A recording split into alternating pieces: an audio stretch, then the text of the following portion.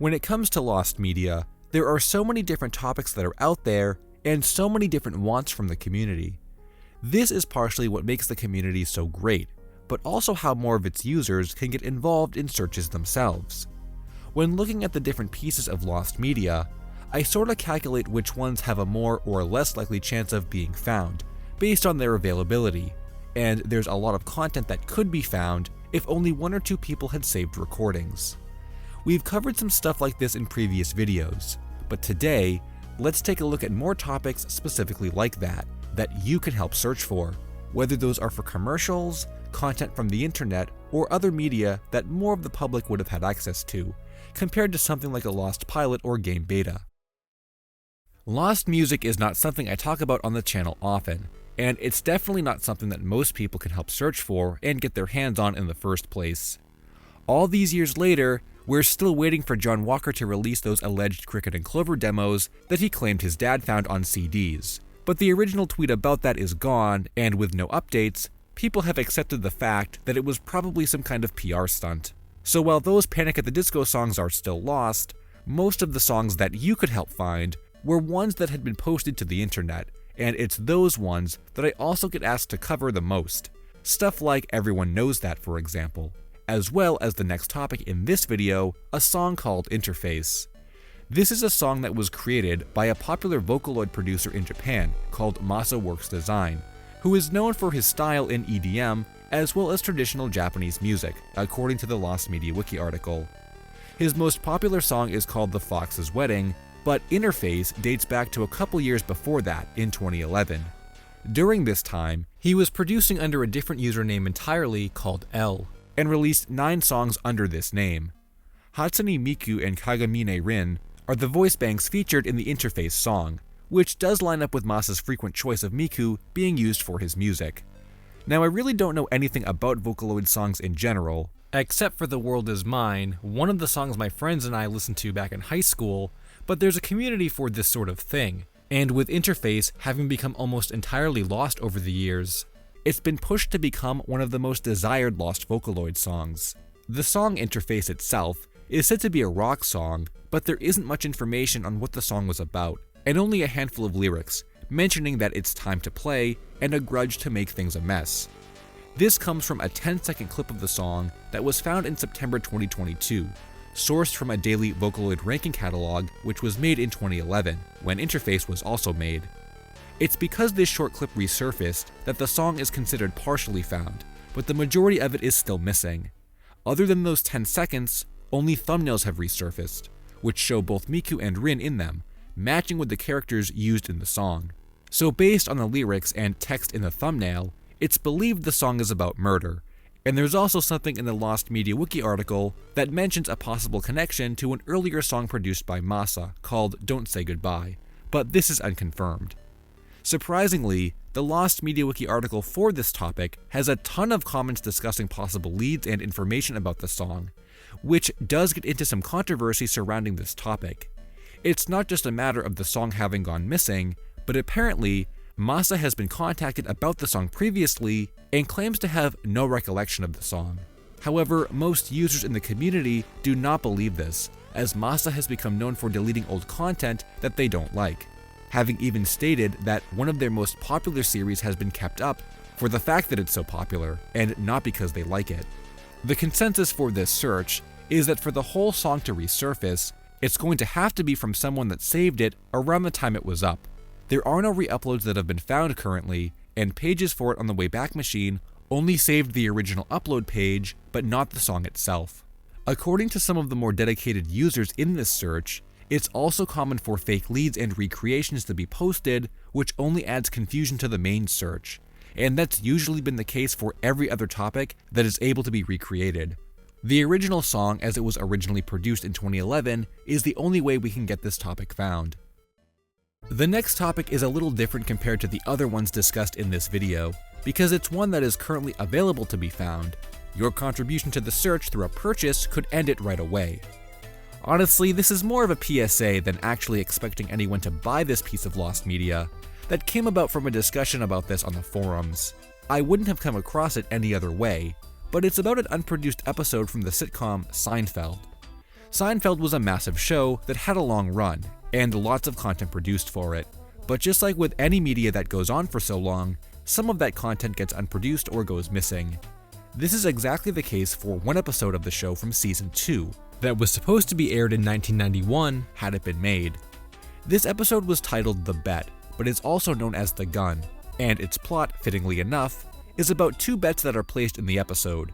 One between Jerry and Elaine, betting if she would buy a gun to protect herself, and the other between Jerry and George, about if Kramer got intimate with a flight attendant after returning from Puerto Rico.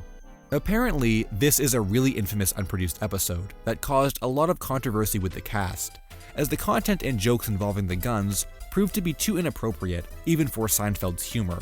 And after a 30-minute table read of the script, the cast and crew were in agreement that the episode should be scrapped entirely, which led to the replacement episode titled The Phone Message having been written in 2 days as a result of this. Writer Larry Charles later commented on the Bet episode and stated, "You know, it would have been an interesting show, but we couldn't solve the funny problem of it.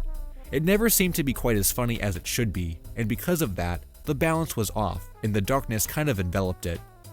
So for an episode that caused as much controversy as this, you're probably wondering how you can get your hands on it, and well, do I have an answer for you. Recently on eBay, a listing has gone up for a copy of the script from this episode with a price tag of nearly $4,000. Previously, this listing was at $6,000, but now it's come down in price. There are a handful of photos that show some of the inside pages, but the listing does say that this is not an original copy, and only a photocopy. Even the notes Larry Charles wrote in this one are not original. So really you are paying for the content, and not so much for the collectability of the item. If you look closer at these pictures, you can actually read some of the pages, but other than that, you'd need to buy the whole script to see the rest of it, and like I mentioned in one of the threads on the forums about this, anyone that spends $4,000 on something like this is probably not going to turn around and scan it online, ruining any potential value an unreleased script has. I'm not really one to put a value on unreleased content like this, but $4,000 does seem like a lot.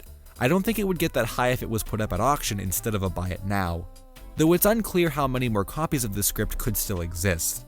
So maybe another one could show up, but then again, you have to think about how long it might take for that to happen, if at all. Pieces like this often show up unexpectedly, and once bought, could vanish completely, creating an even longer amount of time for the community to go without getting it found. No matter what ends up happening to it, it's definitely an interesting piece from an area of lost physical content like this that doesn't show up very often in general. It's been quite a while since we've talked about a SpongeBob related topic in a video, but you guys know how much I like SpongeBob Lost Media, so here's a new topic, and this one in particular is interesting for the fact that it kinda came out of nowhere. If you search online for this now, you can find quite a few different places talking about it, but it was only recently that it was discovered to exist at all. This topic is referred to as the SpongeBob Little Big Planet PSP commercial, and is a crossover you might never expect to have happened in the first place. On YouTube, there's a commercial from an old SpongeBob promotion advertising a SpongeBob block that was going to air on Comedy Central Germany. It's titled Captain's Secrets, and is themed around playing episodes from the show that relate to rumors about the characters, which is why the entire promo uses visuals that suggest SpongeBob is gay, a reference to the infamous rumor. Not only that, but it even uses stolen fan art of SpongeBob and Patrick that scrolls by right in the center. I can't believe this is official and was broadcast on TV. You'd never see something like this in the US, even on Comedy Central or MTV. Anyway, the promo itself is very crazy for that reason, but it's not the lost media we're talking about. That comes directly after it. For one short second, there's a clip of SpongeBob's hands holding a PSP that can be seen, and then the video ends. If you pause the screen and look at what he's playing, it's Little Big Planet, which is where this search gets its title from. However, as of now, we have no idea what this is advertising or why it appears at the end of a completely different commercial. As mentioned in the Lost Media Wiki thread about this topic, the upload date of the original video is actually from the same day that Captain's Secrets aired, so it's likely that this recording was taken directly from TV. The channel that broadcast this was probably playing a bunch of SpongeBob related content, which is why they're together like this. but unfortunately, the rest of the commercial is still lost. It's believed the uploader could have the rest of the lost commercial, but didn't post it at the time because that wasn't of interest to them. In fact, I wouldn't be surprised if we even have that 1-second clip simply because of a poor cut to the ending of the main commercial they uploaded. It was probably a mistake they left in. Unfortunately, the uploader hasn't been active since the video was uploaded back in 2009, so it's unlikely we'll be able to contact them and ask if they have any more from this recording. If there's anything to be happy about with this search though, it's the fact that we know the commercial was aired in Germany, so international recordings will be the way this gets found. I know even finding commercials that aired in the US can be very difficult, but our search area and year are very well defined here. It's also possible there might be some documentation about giveaways for SpongeBob's 10th anniversary at the time, so I could also see this being some kind of contest promo, with the winners being able to enter and receive a console after having watched the commercial on TV. It's possible there's more out there from this, and we just need to find it. If there was ever a topic that people could help out for a search, it would definitely be dubs. For how large of a category lost dubs are, and for how popular the dub community is, it's the perfect kind of search for a topic like this, especially when the content that's missing actually aired on TV. It makes getting a hold of the content that much closer, especially if the right people who ended up recording a copy come forward. Saint Seiya, or Knights of the Zodiac, is a really popular anime in Japan, and it's one of those classic Shonen Jump series from the 80s that I first learned about after having played Jump Ultimate Stars on the DS. In fact, it's probably not a surprise that's how I first learned about it, considering the series isn't very popular in the US compared to Japan, and it had a hard time getting off the ground at all when the anime made its debut here, and that's where the lost media for this topic comes in. The first US Knights of the Zodiac anime series was announced in July 2002 by ADV Films, after they purchased the rights to the show.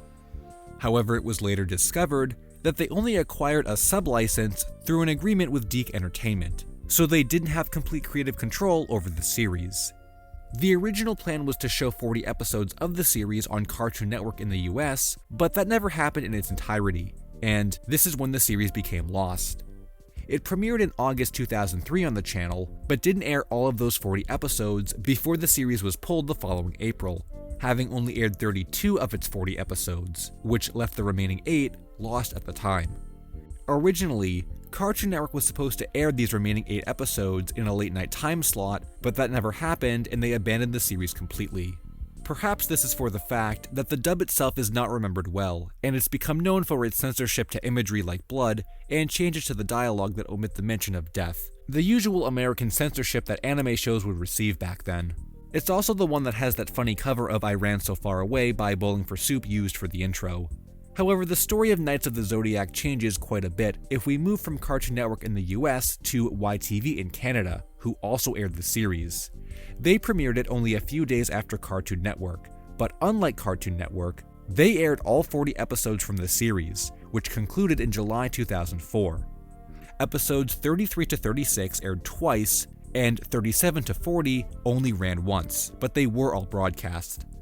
However, because the show was taken off the schedule in October 2004 and never aired again, these episodes are very rare and have become lost again, being wanted by fans in the community. Since this original dub was not well received, and new dubs have been produced since then, it's unlikely this version will ever be re-released officially. There's a big list of cast members who worked on the show that can be seen in the wiki article, but they likely wouldn't have any content either, which means it's going to come down to home recordings. Currently, episode 29 and 33 to 40 are still missing, though a few of the lost episodes have been found since the search for the series began. Episode 31 and 32, along with the partially found episode 30, have all resurfaced, courtesy of Vexer 6 and Blue Baron. Clips from some of the episodes that are still missing can be seen online, and even more unfortunately, the series was actually being released on DVD for a time, with 28 episodes having made it out. The rest of the releases were planned but cancelled, so if it weren't for that, then we'd have the missing episodes already. If you watched YTV in 2004 and remember this show, definitely share any recordings you might have. This is how the missing episodes from the first Funimation dub of One Piece were found, by spreading awareness. During the transition from the 4Kids dub to the Funimation dub, they made a handful of episodes that used the 4Kids continuity, but with Funimation voice actors. These had been missing ever since they were broadcast on Cartoon Network in the late 2000s, but now they've all been found. And finally, the last topic of this video is one that you can kind of find, but not completely.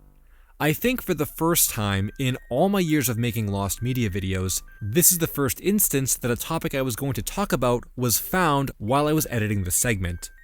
I was originally going to cut this from the video, but decided it was a story worth telling, and there might be some more content from it that you can actually still find, according to the thread. Anyway, I came across this topic in the Lost Media Wiki forums, and only clicked on it for the strangeness of its title. The thread was called Show/Promo with Bleeding Plushes. I've talked a lot about plushes on the channel before, so this caught my attention, but it was mostly for the fact that it mentioned bleeding. How exactly can a plush bleed, and what would that even look like for a visual effect? Not to mention that concept itself is pretty intense, and not something you would have seen on Cartoon Network, for example. Well, apparently, this is something that possibly came from G4, as explained by Cheesy Coke, the OP of this thread. They go on to recollect their experience with this bumper and a bit of its content by stating, "When I was really young around the mid/early 2000s, my brother liked to watch a lot of G4. One day when it was on, there was a clip I remember seeing featuring a montage of stuffed animals bleeding out and writhing in pain. I believe some of the clips had a red filter over them. That's all I really remember seeing of it."